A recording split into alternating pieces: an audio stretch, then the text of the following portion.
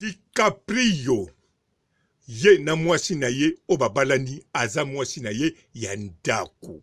Aza mwasi o bavandaka ndako moko. Soki baye kobalana pamba te DiCaprio kala te akokokisa 40 ans. Lokola aliga kokisa 40 ans, DiCaprio aza na besoin asala feti ya 40 ans na ye. Mais ayebi ke ye na mwasi na ye basali deja mwa bambule bele baboti bana misato.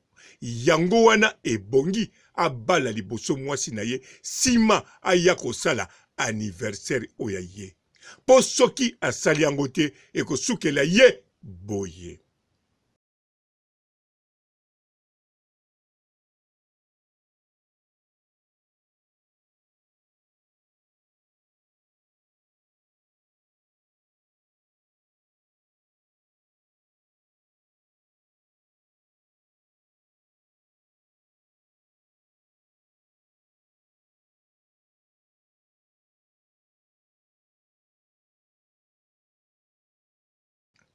Mbote ba papa, ba mama, bandeko. Mbote ba rando na ba randonnette.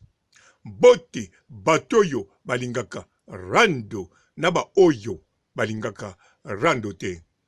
Mbote ba jeune garçon na ba jeune fille. Mbote bana mike na ba bébé. Mbote ba Sainte Anuarite, Sainte Thérèse, Sainte Ingrid Kabongo. Bandeko foko yeba boye. DiCaprio na kanisa bomonaki makambo eleka na bemission eleka ndenge alela tro.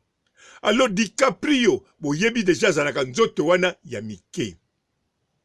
Nzoto ya mike na makambo eleka. Yango ezo continue kotia nzoto ya mike toujours. Alors DiCaprio soki aza toujours na taille wana eza liboso nzoto na ye. Ya mibale ezali nzembo oyo le grand mopa wayemba.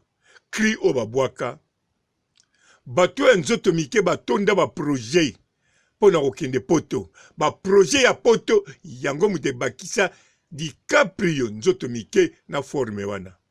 Me mwasi na ye. Soki aza na nzoto wana elakisi te aza mukolo. Mwasi na kokisi même pas 30 ans. Mais DiCaprio yes azo kokisa 40 ans na quelques mois. Mais mwasi soko aza na nzoto wana ezakaka ndenge le grand mopa wayemba.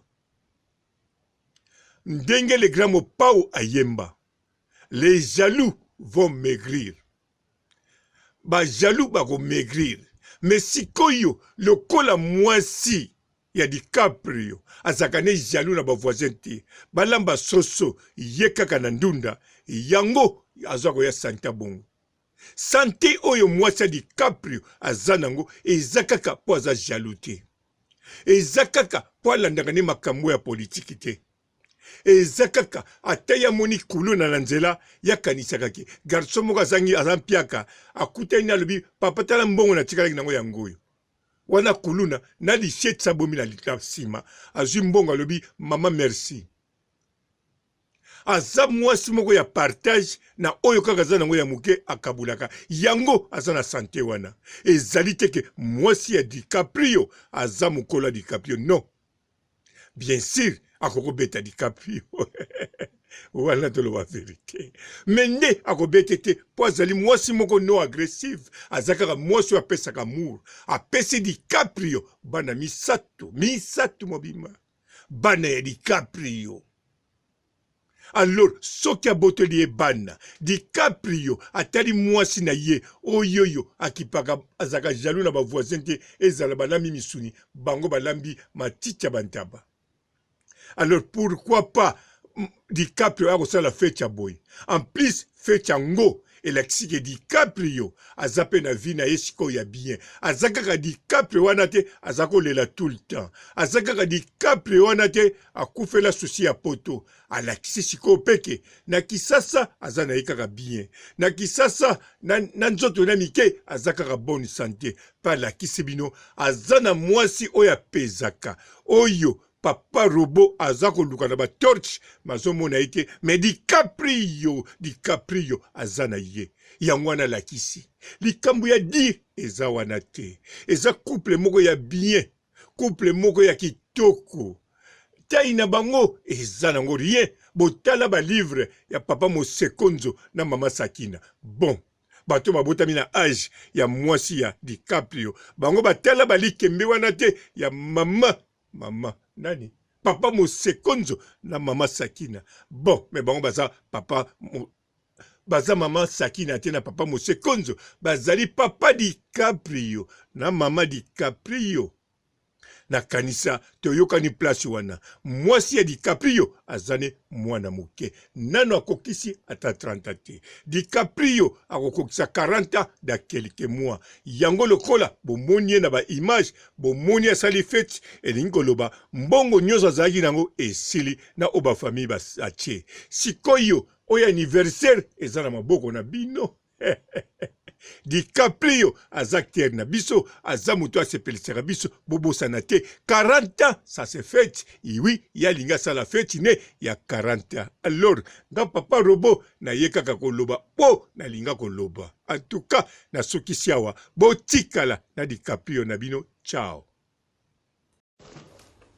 Bonjour maman Olga Kabelo, vraiment thank you very much.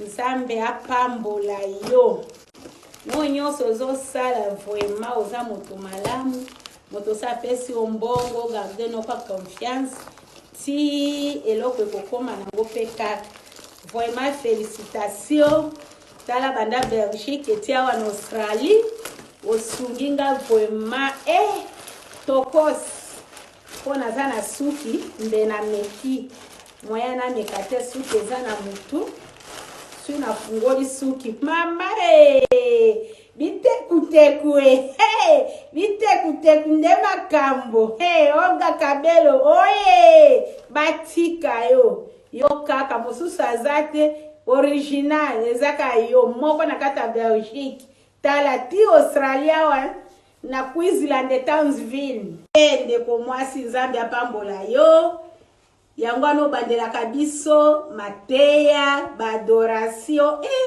oza moto wa Nzambe il faut na lukelo ba custom tokos bitekuteku nde makambo etala merci vraiment merci maman Olga yonde nani yango bitekuteku nde makambo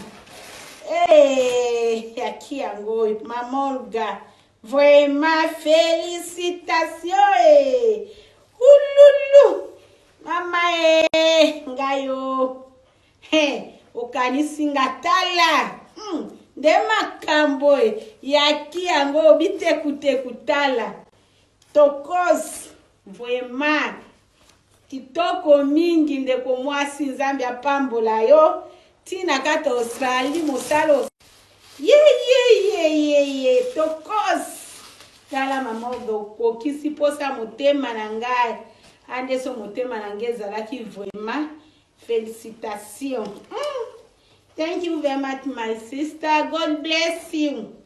Thank you for everything.